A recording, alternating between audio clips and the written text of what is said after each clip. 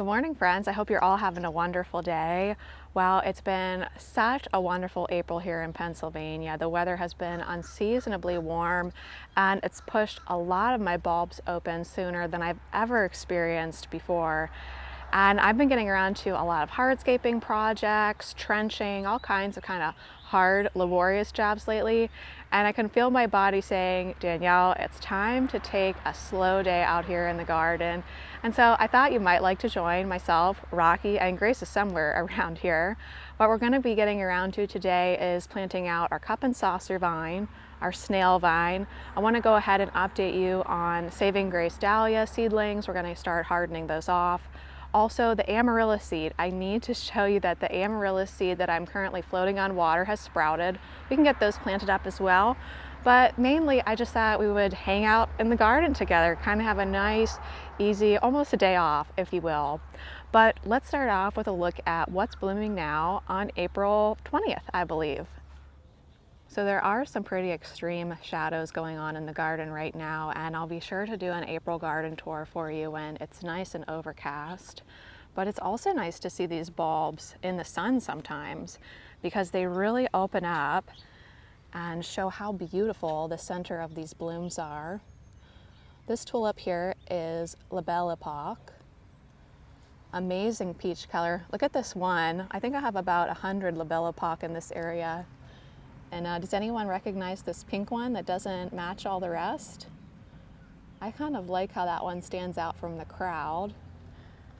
And I want to show you this really cool view before we move on. It's kind of an unexpected view in the garden, but I like how this stand of Labelle Epoques looks across Hummingbird Way onto the other stand of Labelle Epoques. And I think the only other thing blooming in this garden right now is some anemones. Oops, I think I just accidentally stepped on a hellebore. Oh, and we also have some summer snowflakes blooming in this garden.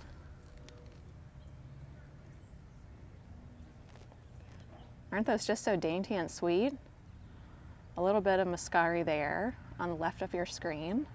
So I'm really happy with this color palette. The only thing I wish I would have done differently is do a lot more bulbs. And do you guys feel like that? Isn't it amazing how a garden just seems to swallow up bulbs so quickly? Here are a few reblooming lilacs that I have in the garden. The apple trees are also in bloom at the moment. They're shedding their petals. It's snowing petals around here, you could say. And even the iris, this must be the soonest we are ever going to have iris bloom. They always bloom on Mother's Day. It's only April 20th. Tomorrow's high, I think, is almost 90 degrees. And you know what? I think some of those iris are going to open. I've just started on creating this new little seating area with the bench I got from Plow and Hearth last year. I put a little angel that used to belong to my grandma on a stone here on the left. And then I think if you've been with me for a long time, you probably saw this stone on a tour. So my grandma's name was Martha Miller, and this stone was at the entrance to her property. So I thought that was really nice, and actually when you sit here, you get a nice view. Let me show you. So we're sitting on the bench together, and like I say, the lighting really isn't ideal. I'll show you all this again on the tour. But you get a nice view of the hydrangea room. I've started work on the hydrangea annex, did a lot of seeding and bulbs in that area. But you can also see the raised bed garden. So I really like this new seating here. So even though the sun is kind of harsh right now, this might be nice to see how the tulips look in a full sun situation, because these purple tulips here are called Purple Dream. I think we planted these together, and you can see how they're kind of open up to the sun right now, but on a shady day when I film the garden tour, they'll be closed. So it's kind of nice to see the difference, isn't it? And you're able to see into the center when the sun's out. But I love these colors together. And I have that hedge of catmint in front of them. So if we move on from this area, we have some major turf construction. I guess it was about a week and a half ago that I decided to extend the grass pathway. About a week after that, I decided to regrass the entire front section of the main flower walk. So it looks pretty silly at the moment, and it probably will continue to look silly even on the April garden tour, but that's okay. It was kind of a necessary fix, I guess, if you will. And the main thing is that I fixed this downspout so that it goes this way now. My husband fixed this downspout so that it goes actually into this garden, and it's going to land on 2 winter berries that will like that. And then it will stop flooding this area, which is why the turf kept looking so awful year after year after year. I had just made it too narrow, and then the addition of it flooding, it was just a really bad combination. So we do have some grass growing at the moment, but let's stick with the tulips. Here we have a beautiful one called Infinity, and this one started out much more subtle. It almost started out more like just a really soft pale pink, and then this deep vibrant pink came out maybe about 2 weeks later. Here's one that I love and looks really like a completely different tulip in the sun versus the shade. This is Blushing Lady. And I mean, wait till you see this tulip on the garden tour because it looks so incredibly different. It closes up really, really tightly. It's really beautiful. Seems like the flies like this one. I've been doing so much moving in the main flower walk. I think it's gonna look like an almost completely different garden this year. And it's actually gonna probably set us back a little bit in terms of maturity, just because of how many shrubs I've been moving around. Here's another stand of the apricot fox and purple lady. And you know, now I'm thinking, let's get the train going today too.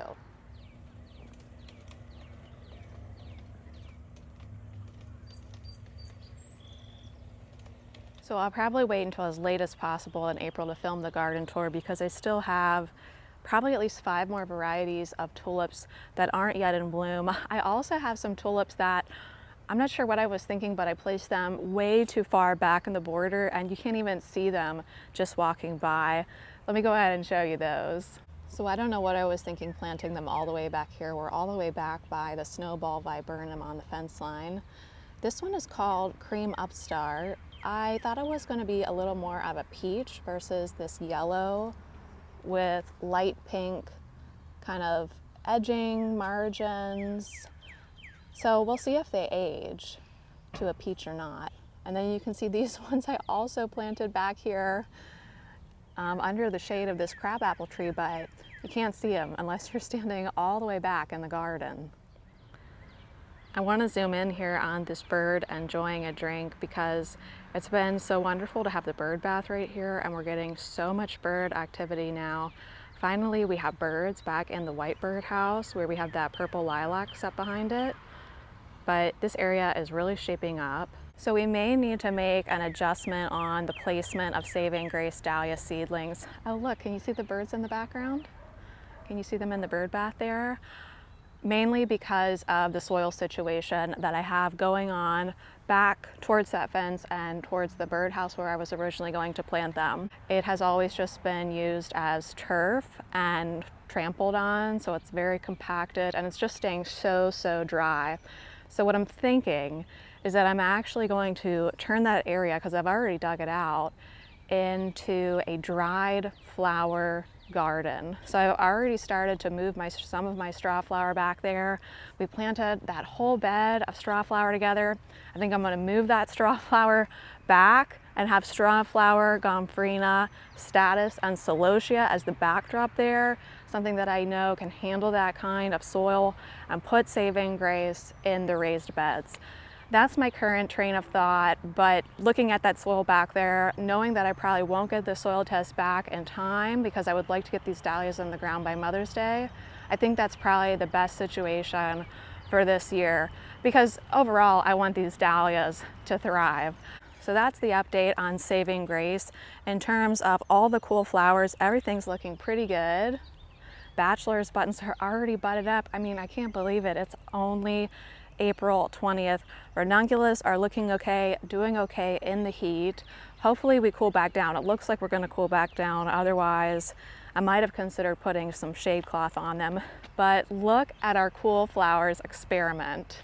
Now that is just an amazing difference, and this is where we're going to plant the snail vine. So this is our fall sown Sweet William, same variety, versus very early spring sown. And look, even one is starting to bloom here on April 20th, Zone 6B, Southern PA. Usually our approximate last frost is right there in mid to late April. But I don't think we've dipped below freezing for probably 2 weeks here. Here's an update on Grace's garden. We had the British Gamble and Mount Hood daffodils in this area. Some of the Mount Hood daffodils don't look too bad.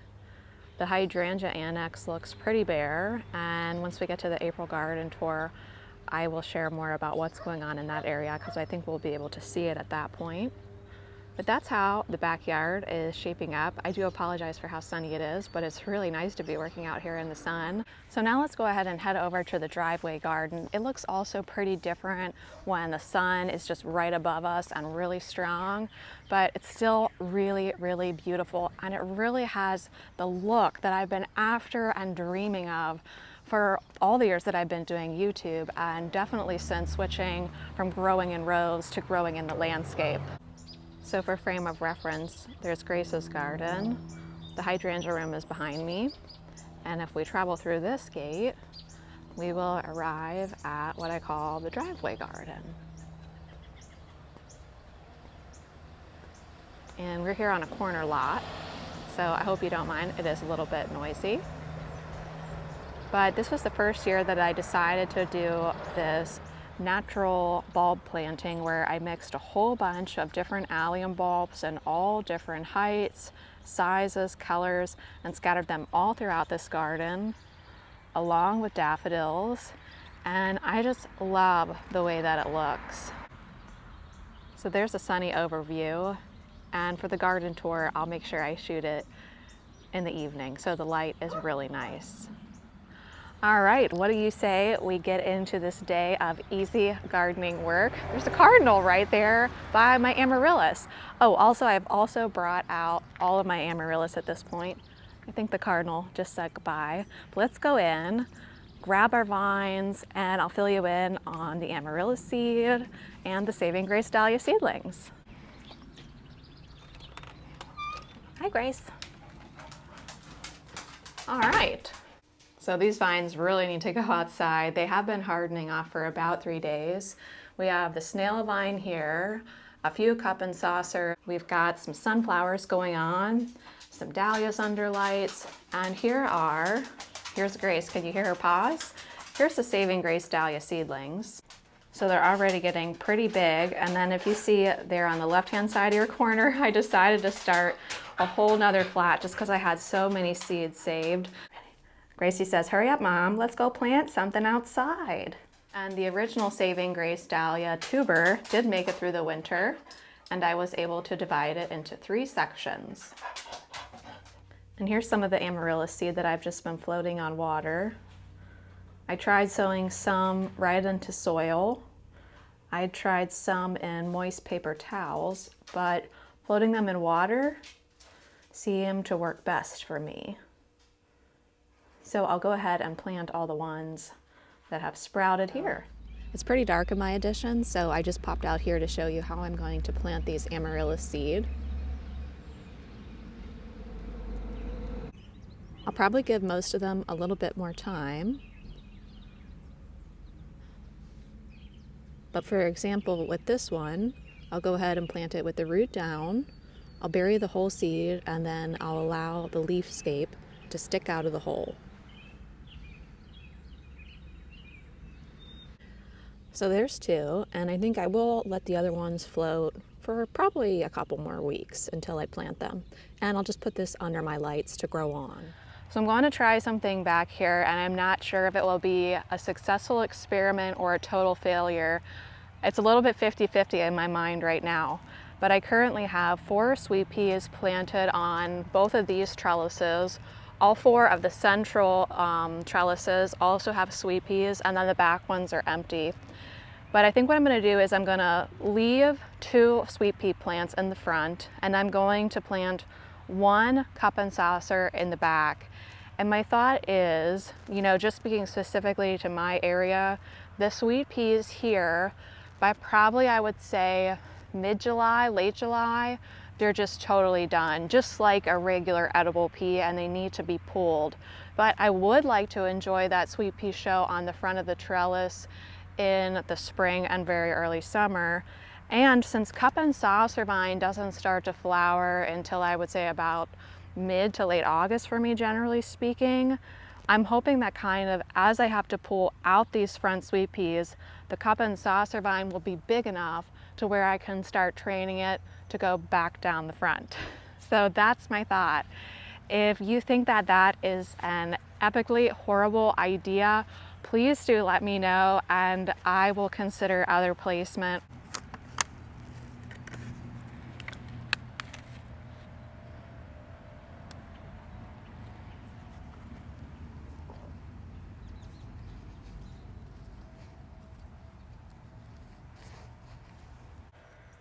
What's going on over here, Grace? Grace is making a really funny noise, like something's wrong over here. Everything okay, Grace? I don't know. So I don't think I'll be growing cup and saucer vine up the hummingbird arches this year. I may go ahead and opt to plant more of that sensational honeysuckle up the other side to have something permanent on both sides of the arbors, and have these trellises be the ones where I can kind of experiment with new vines. Well, here's a fun gardening discovery. Originally, only one of the snail vines had germinated, and you can see it here. So after about maybe 2 or 3 weeks, I gave up on the rest of these cells and planted purple hyacinth bean vine. Whoa, why is that hard to say? But look, I think another snail vine germinated right here. I'm not familiar enough with them to be able to tell from these baby leaves here, but let's see what happens. I'm gonna leave it. You know what? I'm gonna pull this hyacinth bean vine just in case, because that snail vine is a lot more valuable to me. We'll see what happens. Beautiful, isn't it? Can you guys see the petals falling around us? It's snowing pear petals. That's what it's snowing on us. So hopefully this will be all right back here. I've never grown snail vine before, but it's very, very warm back here. The soil is not great in this raised bed. So we'll see what happens.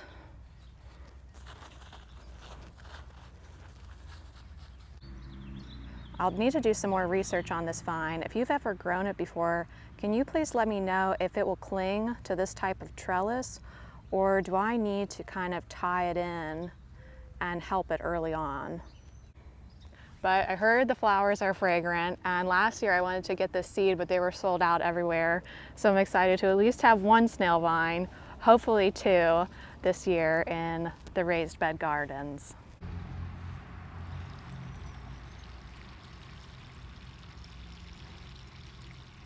All right, I have all our vines watered in, and just as I think through this a little bit more, I think what I'm gonna do is leave all the sweet peas in and the cup and saucer vine together and just observe them for a week or 2. My main issue and my main question about this is really, what is our weather going to do this year? It is already so hot. I'm seeing 90 degrees in April. I think we must be setting records or coming close to setting records. I'm not sure what that really means for my sweet pea crop this year. Are they going to perform? Are they going to flower? Is it going to cool down again and return to kind of normal early spring? I'm just not really sure what the weather's going to do this year. So I'm just going to watch and observe them for now until I make a decision about pulling one out and leaving one in. Rocky, what are you doing up there? What are you doing all the way up there? Well, friends, thanks so much for spending some time with me and Grace out here in the garden today. I have about 20 minutes before I need to pick up my daughter from school, so I'm going to reread a little bit of Monty Don's Down to Earth. I love this book because it's broken down by plants, by seasons.